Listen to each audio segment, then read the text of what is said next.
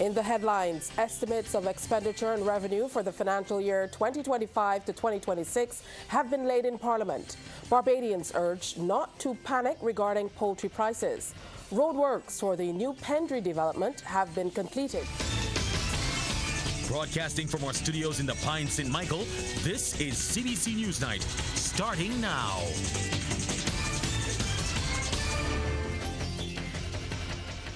Good evening to you and yours, and welcome. I'm Tisha Hines with the details. As the House prepares to debate the estimates and expenditure on Monday, expenditure related to some of the agencies which are being amalgamated has been highlighted. Our Wendy Burke tells us the price tag of the estimates is in excess of $5 billion and revenue just under $4 billion, resulting in a deficit of just over $251 million. She joins us now live to preview what some of the spend will be concentrated on. Wendy, what can you tell us? Well, good evening to you, Tisha. The estimates for 2025 to 2026 have been laid, and the budget set for the next financial year estimates government's total expenditure on the accrual basis will be $5.1 billion. When converted to the cash basis, total expenditure is $5.08 billion.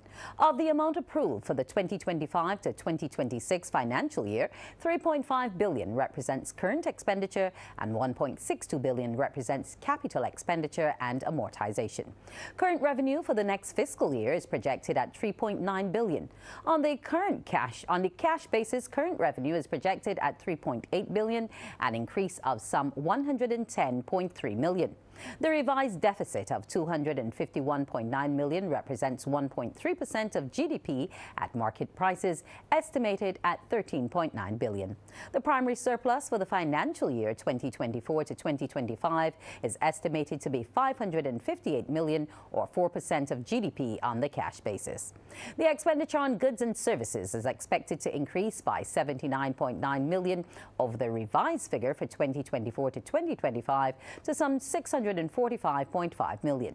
The repayment of principal and interest on government's debt is expected to account for $1.7 billion compared to the revised projection of $1.5 billion. Provisions are being made for a current subvention of $120.9 million to the Queen Elizabeth Hospital for its operations. The Amalgamated Social Empowerment Agency will see $94.6 million, of which $55.9 million will finance the operations of the Child Care Board, National Assistance Board, and Community Elderly Care Program. There will also be $33.5 million to cover grants to individuals normally operated by the Welfare Department. The entity, Invest Barbados, has been allocated the sum of $15.4 million to carry out its operations. $13 million has been provided for the CAF Road Rehabilitation Program, while $20.9 million has been provided for the Smart Energy Fund. A current subvention of $98.4 million and $20.7 million has been provided for economic costs and tuition fees, respectively, to the University of the West Indies. An amount of $8.5 million has been provided for the Change Management Unit in the Ministry of Education. $11 million is to be provided for the female dormitories at the Regional Police Training Center. There is also an amount of $16.4 million which has been provided for the Hope Agriculture Training Institute and the UWI Center for Food Security and Entrepreneurship, the China Aid Project. Expenditure has always been greater than revenue, and economists believe that while there will not be wild spending by government, a priority will be to bring down debt. The bill will be debated in the lower house come Monday at 10 a.m. Tisha? Lots to look forward to. Thank you so much, Wendy.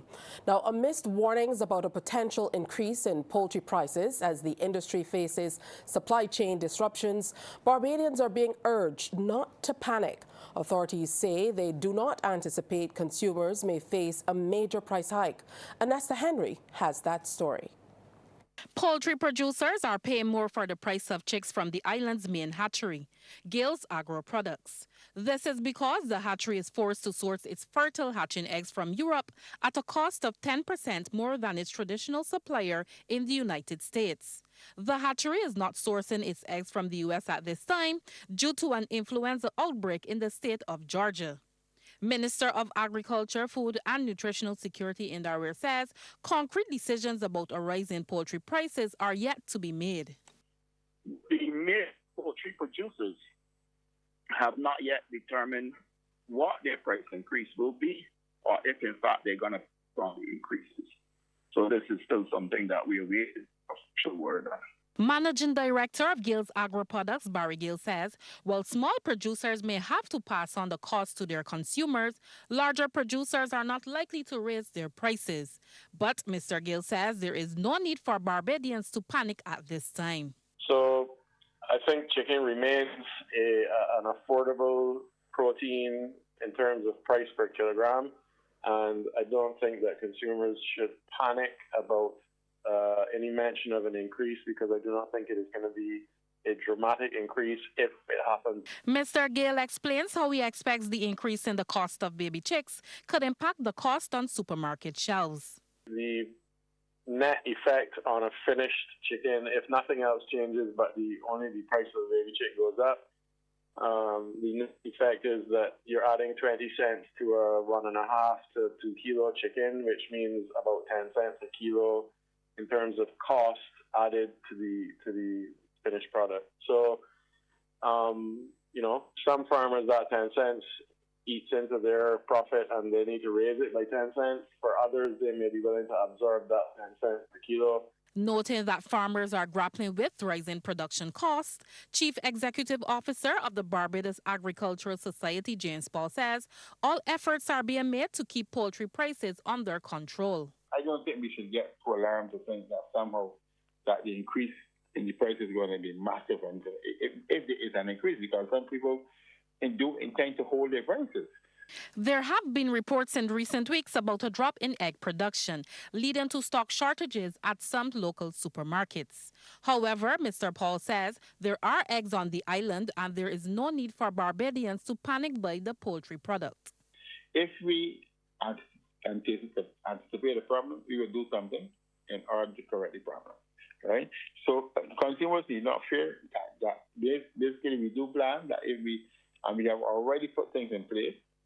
So in the event that we anticipate any prolonged significant shortage, that we will be able to access eggs from somewhere else. The BAS chief says several supermarkets have eggs in stock. Onesta Henry, CBC News. The new Pendry development is well on its way to opening at the end of 2026.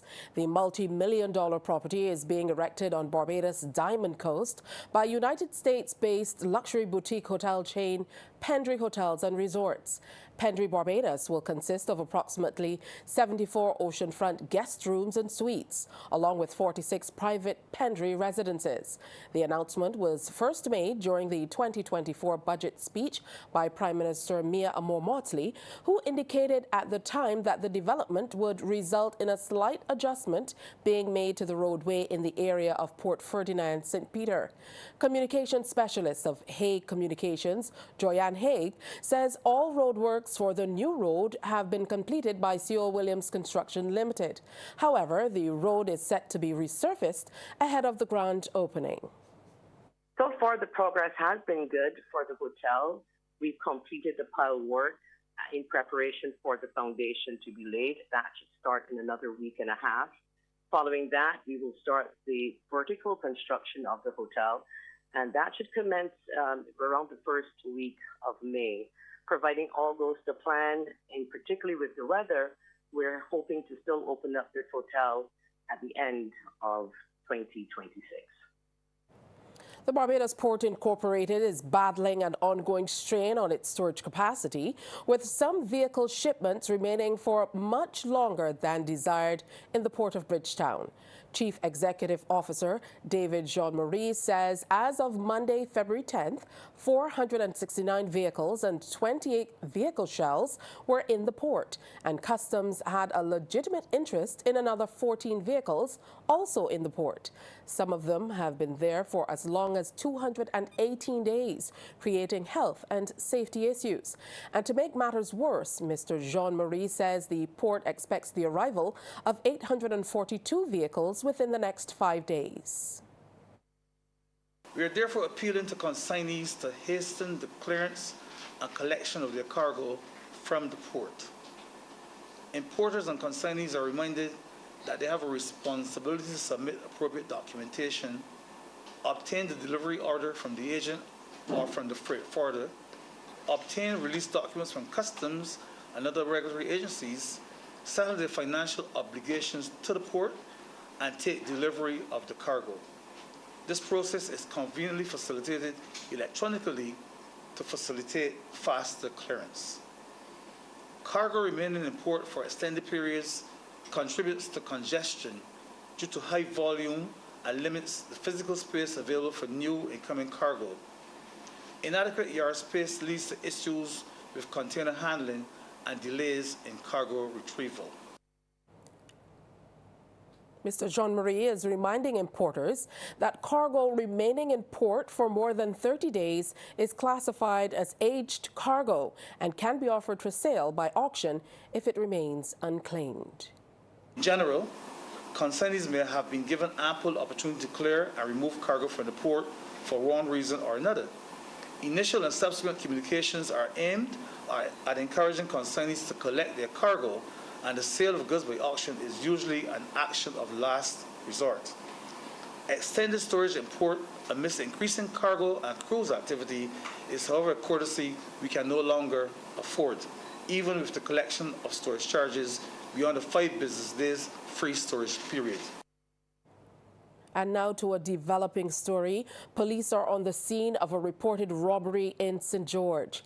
CBC News understands Market Hill Supermarket was robbed at gunpoint earlier this evening, as seen in this Chris Wood video.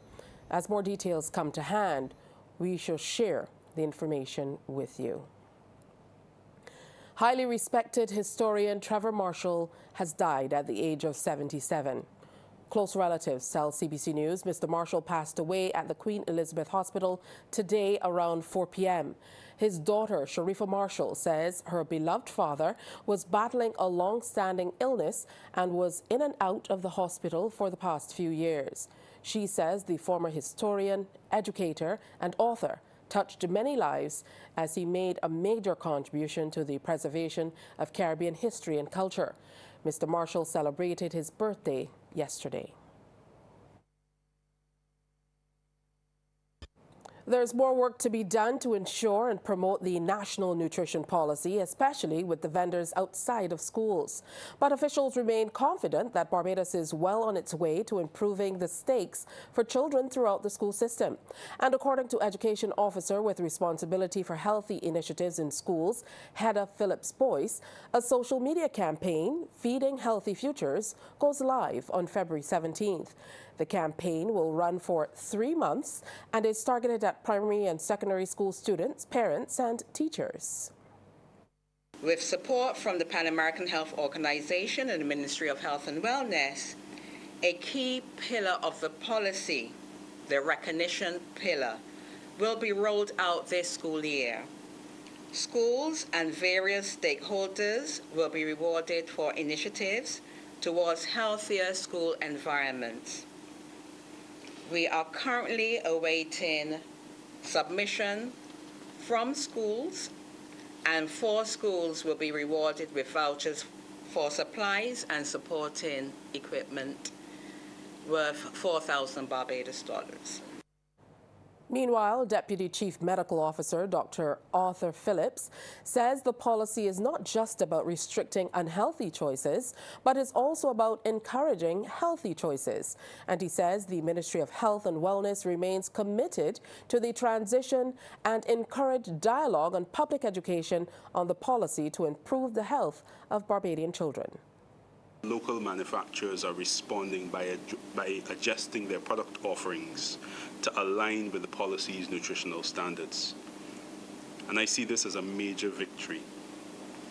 We're also witnessing an expansion in the availability of new imported items, healthier imports. So better local offerings and better imports provide our students with better snack and beverage options that are in line with the school nutrition policy. Attorney General and Minister of Legal Affairs Dale Marshall says the amalgamation of the Rural and Urban Development Commissions is a new beginning for housing development on the island. Speaking on Rural and Urban Development Commission Bill 2025, which was passed in Parliament, he says uniting the two state agencies is an opportunity to deliver improved services to Barbadians. We present to the people of Barbados today. We present a Rural and Urban Development Commission, a single body corporate, a single statutory corporation that will have under its statutory purview the whole of Barbados. Think about that. The whole of Barbados. Barbados Prime Minister Mia Amor-Maudsley was in Nigeria, where she visited the head office of Access Bank, where she engaged in an inspiring session with the Access Women's Network. As a global advocate for women's empowerment, economic resilience, and sustainable development, Prime Minister Maudsley shared invaluable insights on the role of women in leadership, the power of financial inclusion, and the importance of fostering opportunities that drive long-term impact. Access Bank, meanwhile, stated it remains committed to driving meaningful change and shaping a future where everyone, regardless of background, can thrive.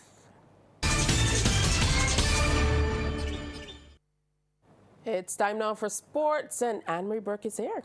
Hi, good evening to you, Tisha. Good evening, viewers. We're going to start with cricket as Captain Craig Brathwaite snatched 2 wickets for just 1 run as Barbados Pride restricted Jamaica Scorpions to 231 on day 1 of round 3 in the West Indies 4-day championship at Kensington Oval. Brathwaite was ably supported with 3 wickets from Shem Holder, while 2 apiece went to pacer Kemar Roach and spinner Joma Warrican. Scorpions were led by an even half-century from Odin Smith and 43 from Javor Royal.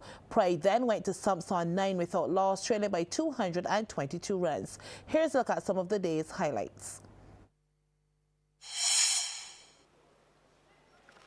Did he get something on that? Yes, he did indeed. The experience of Roach has strangled John Campbell. No, that's it with a lot of power. There was a shot to catch it. That's gone through cover. That's gone for 4. He's gone. Given leg before, play no shot. Management of the ball. Edge found. So just an error in judgment there from Brown. Short and crunched away. Bad delivery there from Warrican and given the treatment.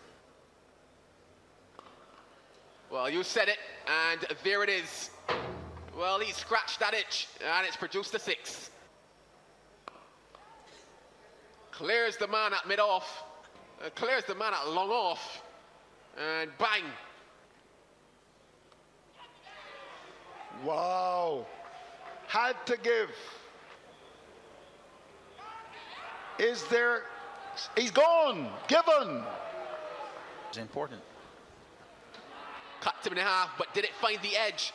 Indeed it does. That dreaded finger. Did it carry? I think Blackwell will want the officials to intervene. It's being claimed by Ford. Well, they will not get any more from him.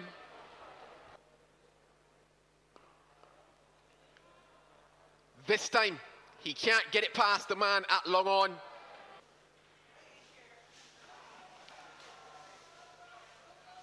He's been given. He's been given. Stump. Beautiful bit of work by Boucher. Day 2 tomorrow starts from 10 a.m. with live coverage on CBC TV 8 and Radio 94.7 FM. Now, UW Blackbirds steamrolled Silver Sands 5-0 when the BFA Premier League continued last night at Dover. CBC's Anmar Goodrich Boyce reports.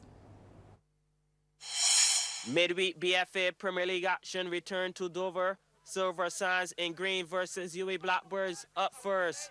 A few minutes on the clock. Rivaldo Messiah in behind the Silver Sands defense.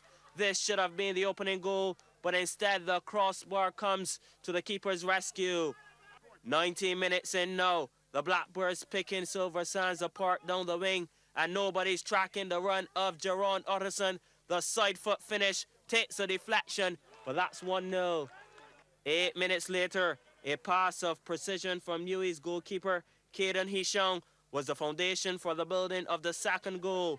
Curl for Blaze across the carpet, and look who's on the door. This time, Rivaldo Messiah doubles the lead for UWI, 2-0 at halftime. Swiftly to the second half, UWI grabbed another, so the score is now 3-0, and Silver Sands with a mountain like Everest to climb.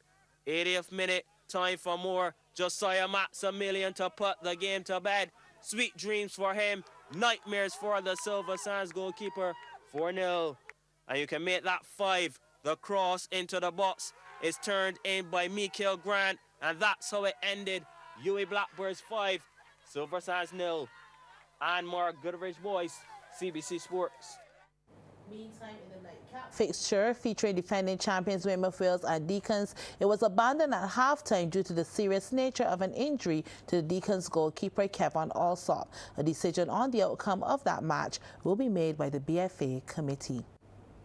Burger King Clapham Bulls are big winners over the weekend when the Corporators General Insurance BABA Premier League continued at the BCC Gym. The Bulls brushed aside Cam Smart Assurance Agent Inc. Heat by a whopping 50 points, 13-63. Meanwhile, Mobile Shop City United Celtics outplayed Pinelands 88-67. CBC's Damien Best reports. BABA season progressing nicely. This is Pinelands taking on City United Celtics in the fluorescent colors. First half, a seesaw battle. Darren Hurley slicing and dicing through the D. Bucket and the fall had a game-high 28 points. The captain, Joel Hunt, poured in 18 as well. Another 3-point play. It was all one-way traffic. Pinelands only down by 2 points after 2 periods. Rashad Hall with a clutch performance, 25 points. Misses the tray but gathers the rebound and banks it in. Let's go to the second half, change of ends. Theo Greenwich pressing, gets to the cup and finishes 2 of his 15.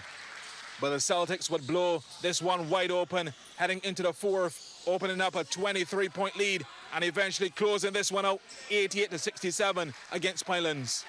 Into the second game we go. Clapham Bulls in orange versus the Heat. This was as lopsided as they come. Turnaround floater under pressure. Akeem Marsh, golden. The Heat looked underwhelming at both ends of the court. Limited to 10 points in the first quarter and 35 for the half. Daniel Gibbs, deep 2. Bulls running circles around their opponents. Simeon Maynard for the triple. Sweet. Rashid Maynard had his shooting shoes on as well. Gets it done. Then Anton Winter with the exclamation mark, steal and flush. Bulls 60, Heat 35 at the break. Winter, a game-high 24 points. The second half was just the icing on the cake. The Bulls trigger happy from all angles. The combination's too much. Long and short of this one, Clapham Bulls thrash the Heat 113-63. Damien Best, CBC Sports.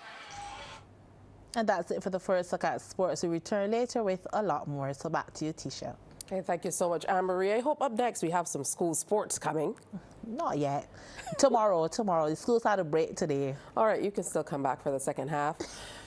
Coming up next on CBC NewsNight, the Business Report. Local rums are an integral part of the menus at Rum's Top. Located at Time Out in the Gap, Christchurch. It is under the watchful eye of award-winning chef Alfredo Batson, who tells the Business Report the emphasis will be on lovers this Valentine's and beyond. Of course, we sent Trevor Thorpe, and he reports. Chef Batson says Valentine's Day this year will have new meaning, as the rums of Barbados and the variant concepts will be used to give dishes an international flavour.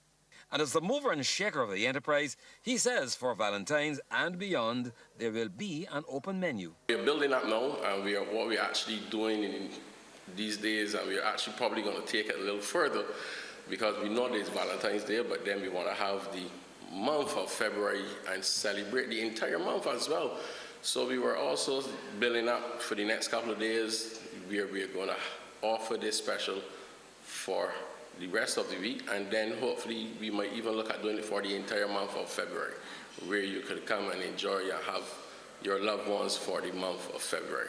Rums and all their concepts rank high in the offerings from the kitchen. We have a dish that we carry rum, coke, and coffee spare ribs, and we braise it for probably 4.5 hours, nice and slow, so that it just melts and falls off the bone. And that is one of our signature rum dishes that a lot of people gravitate to. The local restaurant is also spreading its wings to form a partnership in Kansas with the respected J. Rieger and Company. It was a dream to always share abroad what we do in Barbados, and then learning that Rieger were also interested and they wanted to come to the Caribbean and they wanted a place to start to spread their wings as well. We started conversations, and that is when we came up with what we're going to look into do now is an exchange. And what they have done is they have made a bourbon, a whiskey, a gin, a vodka, and a coffee liqueur that carries our Ramstock brand. So it's only available at Ramstock in the Caribbean. And as you can see, we actually have it on, we have the logos, we have shirts with Rieger. So we're really building a good partnership, and the whole thing is also to then take a Ramstock to Kansas. The award-winning chef says activities will continue as the Easter season draws near. Trevor Thorpe for the Business Report. A local charity wants employers across the country to take some simple steps to ensure their organization is spotting signs of domestic abuse and helping their staff find the right support. Advocates Against Domestic Violence, which was established in 2018, says experiences may be exhibited in different ways. Chairperson Barbara Daniel Goddard says most persons, regardless of public or private sector, will be hesitant to let people know they're experiencing domestic abuse at home. Ms. Daniel Goddard was a guest on CBC TV 8's Morning Barbados. That person might start staying away from work, coming in late, they might become aggressive, they might become very quiet. So a number of things can change, but people don't feel confident that they can actually let other persons know because it will become a form of gossiping. So we're looking at how we can change that. Meanwhile, Vice Chair Caroline Bennett Jarvis says it's important survivors of domestic abuse make that connection, as she highlighted her story and action taken by her workplace. In my instance, the abuser suddenly showed up at the workplace and physically and verbally assaulted me. And the company was able to put measures in place to make it a safe space. But there was no conversation, really. I mean, I was thankful to them because at least there was a measure or certain measures, but there was no conversation. And on the second instance, it was the opposite again in terms of it wasn't physical, but it was cyberbullying that reached out to certain people. And prior to that, I would have had the conversation with the HR person. Here's a look at how stocks traded locally and regionally today. In Jamaica, Trans-Jamaican Highway Limited with 2,529,004 units was the volume leader, followed by JMMB Group 7.25%, VR JMD Credit Preference Shares, and Wigton Energy Limited. In Trinidad and Tobago, Massey Holdings Limited was the volume leader with 103,211 shares changing hands for a value of Trinidad and Tobago $401,075.57, followed by Republic Financial Holdings Limited. And here in Barbados, CIBC Caribbean Bank Limited was the volume leader, trading 2,833 shares at Barbados $2.05 each. They were followed by Bico Limited and Goddard Enterprises Limited. Coming up, weather with Carrie-Ann O'Neill.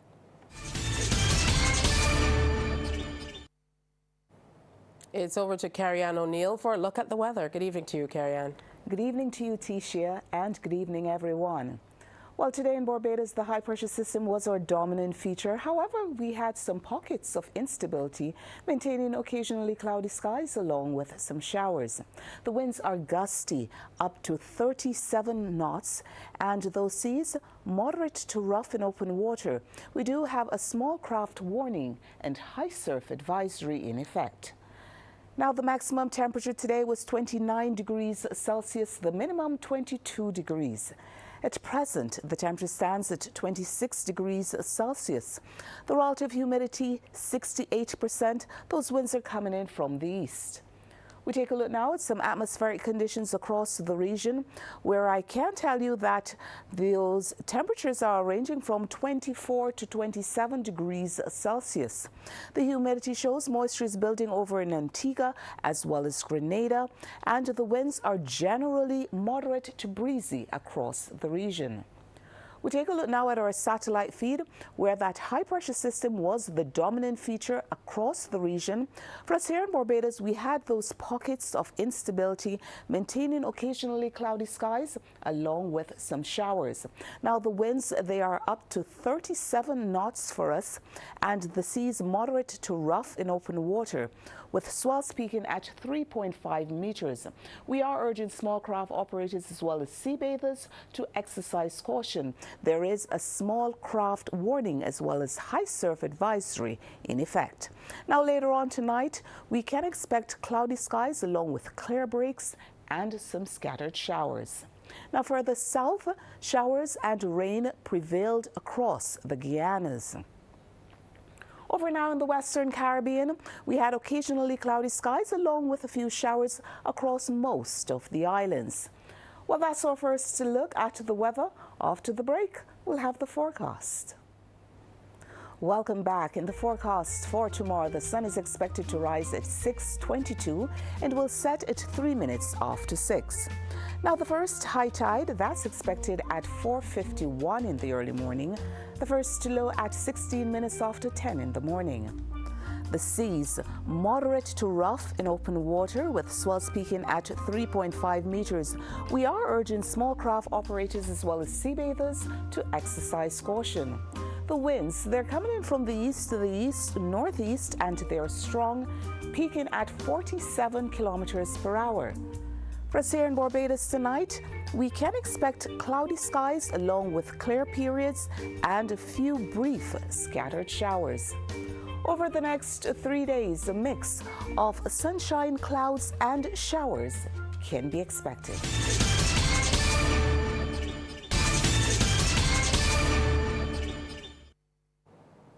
Well, Anne-Marie is back with more news. Yes, Tisha. Well, the NAPSAC Organizing Committee has refuted reports in another section of the media published yesterday that they were in talks with the Ministry of Education, Technological and Vocational Training about acquiring new title sponsors which align to the National Nutrition Policy. As stated by the ministry official in the article, it was suggested that this was the final year for a particular sponsor and that the Ministry and Organizing Committee had held talks. In a press release today, the NAPSAC Committee said it's with great disappointment that we must state that that statement is not true. Currently, the executive is in no discussions. It added that they continue to value the contributions and support given to the NAPSAC family by all of its 2025 sponsors and seek to ensure that the championships are executed successfully this year and into the future. Barbadian-born Corey Mapp, who represents Great Britain, retained his Para Bobsleigh World Cup crown when the season concluded in Latvia recently. Mapp led the standings by a massive 131 points going into the final 2 races, ending the 8-race competition on 1,605 points, 27 clear of second place Jonas Freyer of Switzerland. Mapp spoke to me in an exclusive interview about retaining his title and about this week's World Championship. By retaining his World Cup Para Bobsleigh title, Corey Mapp, who is Barbadian-born but represents Great Britain, can now boast of 3 World Cup titles to his name since starting the sport in 2018. Mapp, who's a double amputee following injury while on active duty in Afghanistan back in 2010, won 3 gold, a silver and 2 bronze medals in the opening 6 races of the season. And the substantial lead he had built throughout January was enough to hang on to his bid of another World Cup title, despite his 2 8th-place finishes in the last 2 races of the Cup. Attributing much of his success to starting pre-season prep in Norway, training among the able-bodied bobsleigh athletes, he admits it did not come without some challenges. My biggest challenges were kind of remaining mentally flexible, because there are a lot of things that can pop up while you're out on the tour. So you have to be mentally flexible, you have to be mentally strong, you have to take the rough with the smooth, and you have to be a resilient person at heart. Map now has about 50 top-tier medals to his name, but this win was most important. It's really special for me to go back-to-back. It's very, very high octane, high adrenaline type of sport, and it's very, very difficult to maintain a level of consistency. So for me, it was really, really key to be able to have a level of consistency, to be able to perform every time I get on the track, and more often than not I did. So it's something that I'm really proud of. I'm proud to represent both countries, because just because I'm wearing a British flag, representing the British Army or whatever the case might be, I'm still a Bajan and still extremely proud of where I come from, my roots. And yeah, just really happy to have brought home the gold for both countries. There's one major title that's missing from his trophy cabinet, that of the World Championship. Having won silver in 2019 and bronze in 2017 and 2024, he's looking to make 2025 the year he reaches the pinnacle. So if the World Cup is the Premier League, the World Championships is just one game. So the World Championships is one race over 4 heats, and it's similar in terms of, like, the person who gets down in the least amount of time wins the race. And we head to St. Moritz in Switzerland for that later on this week. And yeah, my aim, I've never won that one. It's the only thing on the tour that I haven't won as yet. So for me, that is really, really important, and it's one that I really, really desperately would like to win. Those Para Bobsleigh World Championships take place on February 13th to 14th, where Matt will be flying the Great Britain flag while carrying the broken trident in his heart. And that's it for sports. Back over to you, Tisha. All right, thank you so much, Anne-Marie. We'll be right back after the break. On behalf of the entire crew, thanks for spending the time with us. Have a great night.